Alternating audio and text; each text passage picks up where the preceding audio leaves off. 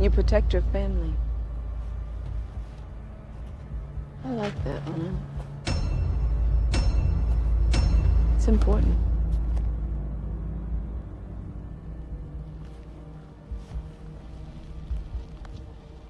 You think you could protect them from me? We should have known that Star Wars would eventually result in the downfall of civilization through toxic fandom on social media the second we saw that opening of the first movie, and it had 4 dots in the ellipsis. The signs were all there from the beginning. Pointless nitpicking is pointless. Also, starting your Star Wars property with this line, but not going directly into John Williams' incredible opening theme in a nonsense positional text crawl. But the issue with this sin is that you would have sinned the show for giving us a text crawl because you're too dumb to read. It's over, Anakin! I have the high ground! Look, we all make mistakes, but including this in your previously on the prequel sections really feels like doubling down on what is either a f*** you to the abilities of the Jedi or a f*** you to valid criticism. I actually kind of respect the latter, and there's nothing I like more than sinning things I respect. Discount Jeremy sinned something he respects ex machina. Also, I almost want to remove a sin for Disney giving us a 4-minute recap to save us from having to go back and rewatch 3 decidedly average movies. But it turns out even this small snippet of a compilation was enough to make me rageful about all the missed opportunities. Discount Jeremy sins a previously on segment that he likes. Cliché. Being a Jedi and only just now realizing your Jedi yoga class is under attack. This is another example of the TVSins writers believing that Jedi are omniscient. He wants this random Jedi Knight to somehow already know about Order 66 when the show makes it clear that this particular Jedi was not using the Force at this particular moment to be able to sense that. Opening with the execution of Order 66 is a super bold and dark way to start the show, and I'm kinda here for it. Looks like this show's starting off strong and really setting the tone for what will surely be an action-packed and well-paced series. Cindy's about to add a sin, aren't they? Discount Jeremy sins something he likes cliché. What do we do now? We run. Don't worry, you're safe. You've got plot armor. What else would explain why there are all of a sudden no backup troopers on this bridge and still dozens below? Maybe it's the fact that the troopers are focusing more heavily on killing the dozens of fully trained Jedi Knights and not focusing as much on gunning down the younglings who wouldn't really be able to fight as effectively. Also, if this is the entirety of the troop that stormed in here, how were these Jedi overrun? I'd put the average Jedi at least a 10-to-1 advantage on troopers whose defining characteristic is their incompetence. There are at least 10 Jedi in this giant room and at most 30 Stormies. A couple things here. First, these troopers are not stormtroopers as you are implying. These are clone troopers, created from the genetic material of Jango Fett. The running gag in the Star Wars universe is that stormtroopers are incompetent, and I could be pedantic and explain why that's actually wrong, but instead I'm going to explain how clone troopers were actually extremely effective units that were actually mostly shown to be total badasses throughout the Clone Wars. And second, you started that sin by assuming that what we see on the screen is the entirety of the troop that stormed the Jedi Temple, which is stupid because there are obviously way more troopers than what we currently see. These are just the ones who are currently in this specific room. Do you think that this is the only room in the entire Jedi Temple? Star Wars show starts on Tatooine cliché. Honestly, at this point, I wouldn't be surprised if we spend most of Andor here too. And here's the first misuse of the word cliché in this video. Place your bets now on how many more there will be. Parking your ship in the middle of the road. Pointing things out in the middle of the screen. You know who we are.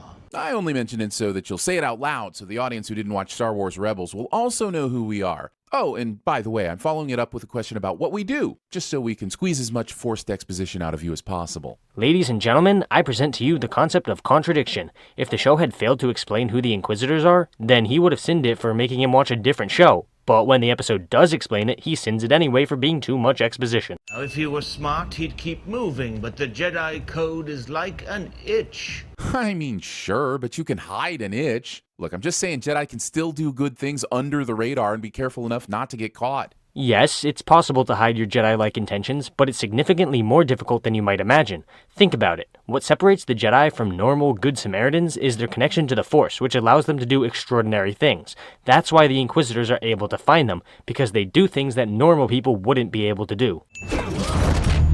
There. Case in point, Uncut Gems here could have simply stopped that knife and let it fall, but for some reason decides to control hover it there for a good 4 seconds so that he can be spotted. Nope, you're simply misunderstanding the scene. The Jedi wasn't making the knife hover, Reva was still force pushing it at the guy, meaning the Jedi was still preventing it from going forward up until he was caught. Oh no, however will they chase him through these impenetrable rods and fabric? Are Jedi dumb now? I feel like Jedi are dumb now. But this particular Jedi is clearly panicking, meaning that making a weird decision like that actually makes sense. Also, this somehow works to deter them from giving full chase. Is everyone dumb now? I feel like everyone's dumb now. But it doesn't deter them from giving full chase. You can clearly see the fifth brother walking around the obstacle instead of running, indicating that he has no intention of making a huge public chase scene through the town. This means that the Inquisitors want to catch the Jedi with more subtle methods. Also, this is the most unsanitary meat processing plant to ever unsanitary. They're basically processing meat directly from this roadkill in the hot sun with sand everywhere. Everything wrong with Kenobi Part 1, ladies and gentlemen. The meat processing place is unsanitary.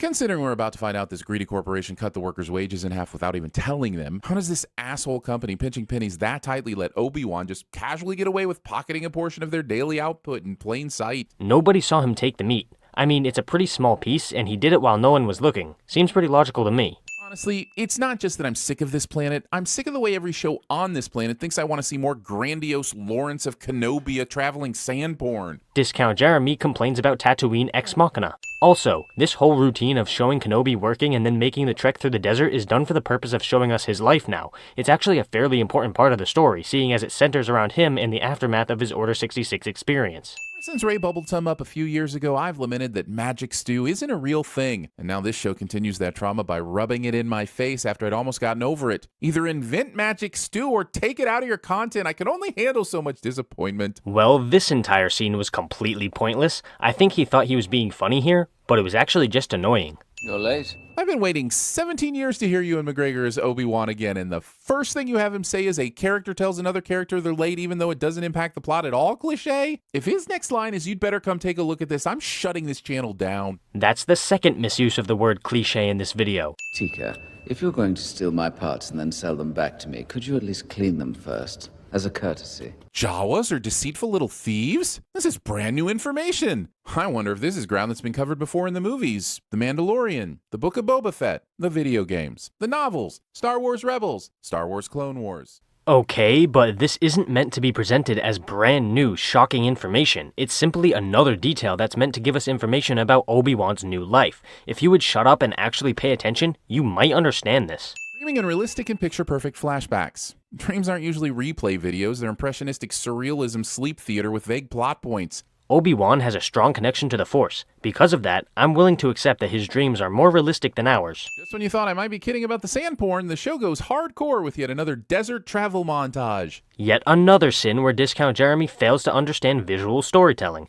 It's actually pretty pathetic for a channel called TVSins. They're hunting me. You have to help me. This whole interaction seems silly to me. Why would Nari seek out Obi-Wan like this if he knew he was being hunted? What did he honestly think Obi-Wan could do for him right now? Why would Obi-Wan even stick around for this conversation out in the open? He seeks out Obi-Wan because Obi-Wan was a member of the Council and was basically a legend during the Clone Wars, so Nari thinks he could possibly help him. As for why Obi-Wan sticks around, he really doesn't. He pretty much just tells Nari to fuck off and leave him alone. What about the people that need us? What about the fight? The fight is done. We lost. As understandable as it is, I have to admit that Moody Mopey giving up on the Galaxy Kenobi is my least favorite flavor of Kenobi. At least they're getting the retired hero is disillusioned stuff out of the way so we can see our beloved Obi-Wan swinging in full force from episode 2. Right? Let me get this straight. You wanted the show to give us down in the dumps Obi-Wan right now and then have that entire problem solved by the second episode? What the hell? You wanted Obi-Wan to get over the fact that all of his friends either betrayed him or were murdered, his entire life was ripped away, and he now has to live in hiding in constant fear because the man who was once as close to him as a brother is now hunting him down, all within 1 or 2 episodes? We're going to be late. 2 character accuses another character of being late cliches in the span of 20 minutes? That's actually kind of impressive. I hope the rest of the show is just a series of characters telling other characters they're late until at the very end, where Gandalf shows up precisely when he means to. And that's the third misuse of the word cliche. Don't worry guys, I'll keep score for you. Also, Discount Jeremy makes a pop culture reference that isn't a sin of the episode cliche. She's either in the cellar, in the kitchen, Or in the woods. This must be the lamest palace ever if these are the 3 best options for a 10-year-old to run off to for fun. Everything wrong with Kenobi Part 1, ladies and gentlemen. Little Leia has fun in weird places. Pleasure barge, boring. I think Star Wars may have learned the wrong lesson from The Mandalorian. Since Baby Yoda was such a hit, now they want to give us Baby Leia, and then also give Baby Leia a Baby R2. I guess if they think we overload on cute, we won't notice the terrible dialogue and plot progression of this forced narrative. That's actually a pretty good sin. Sure, Baby Leia is cute, but it doesn't make up for the many flaws that this show has. Take a sin back, guys. It is like raising a glory. Star Wars character is insulted by being compared to a creature that I've never heard of, therefore giving me no context as to the nature of the insult. Cliché. Hey, that's 4. We should make this a drinking game, honestly. No Lola for the rest of the day. But she didn't do anything. Yeah, well, neither did my PC when I got stuck trying to beat Darth Maul on the Phantom Menace video game. Skip. You know, an episode of a sci-fi show is paced poorly when I have to wonder if I'm in a repeating time loop story. Repetition like this has pretty much always been a trope in movies and TV shows, though. This specific type of repetition is done for the purpose of showing the audience that Obi-Wan is living a simple workforce life. Visual storytelling like this is not a sin. When the time comes, he must be trained. Like you trained his father? Until this point, it was generally accepted that Anakin was the recipient of the worst burn in the franchise. Discount Jeremy, sin something he likes cliché. Also, why is Obi-Wan so keen to train Luke but refuses to help the existing Jedi that are actually begging him for help? Because Luke is the son of the Chosen One? Do you get what that means? Anakin had the strongest natural connection to the Force in history, meaning that his son will undoubtedly have a very strong connection as well. With that being said, not training Luke could cause some very bad problems with him not knowing how to control his Force connection. We spent the last 10 years looking for him. Maybe you've been looking in the wrong places. Well, yes, as evidenced by the whole not finding him yet. So you're going to agree with what the show says itself and then sin it anyway? Alrighty then. Be careful, third sister. The plot summary of most of the episodes of the Brady Bunch somehow makes it into the episode. Discount Jeremy makes a pop culture reference that isn't a sin of the episode cliché. Probably scouring for pirates. That's what I said. Don't encourage her. There are some points in this episode where I swear the writer's goal was to sound like every trope from every bad sitcom in the history of the galaxy. We're really playing the kid acts out but the dad's into it and the mom has to play the heavy and be the only adult in the room card right now. But why is that a sin? This trope is meant to make the dad more endearing to the audience, and that's exactly what happens here. Why is that a mistake the showrunners made? You don't need manners when you're talking to a lower life form. Then I guess I don't need manners when I'm talking to you. Are we supposed to side with Leia here because we know she turns out to be Carrie Fisher someday? Because it could be argued she's being the bigger nerf herder here. He calls into question her kindness towards droids, and she immediately goes full force into a personal attack. Discount Jeremy is a sensitive little bitch. That may be the lamest attempt at making a chase seem real in the history of filmmaking. Run that back in slow motion, will you? Not only does Flea get caught needlessly monologuing, but watch this guy. He's there to catch this girl, and she gets a full 5 steps in before he starts half-heartedly jogging after her. And you thought stormtroopers were idiots. And it just keeps getting worse. As if the slow escape wasn't enough, watch again as these mercenaries continue being bested by a 10-year-old running through some light foliage and pondering the complexities of navigating a small tree branch, accompanied, of course, by a force load of sins. Yup, I totally agree with you here. This chase scene was cringy as hell. Remove another sin. What about the Senate? We cannot let this become public. It would draw too much attention.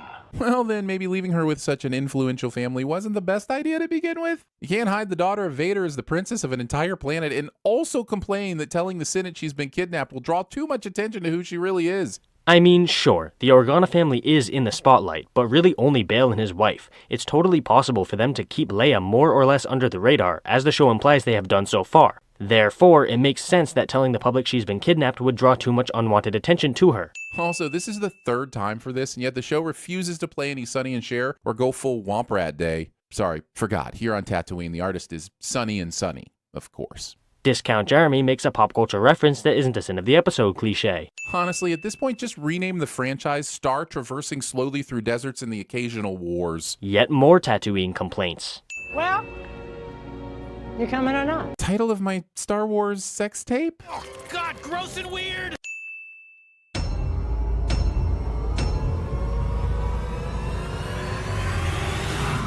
Oh, it sounds like the opening ceremonies have begun. There are the paraplegics. Ladies and gentlemen, I present to you the concept of contradiction. If the show had failed to explain who the Inquisitors... Ladies and gentlemen, I present to you the concept of contradiction. If the show had failed to explain what the Inquisitors are, then you would have sinned it for making him watch... Ladies and gentlemen, I present to you the concept of contradiction. If the show had failed to explain who the Inquisitors... Oh, my Jesus.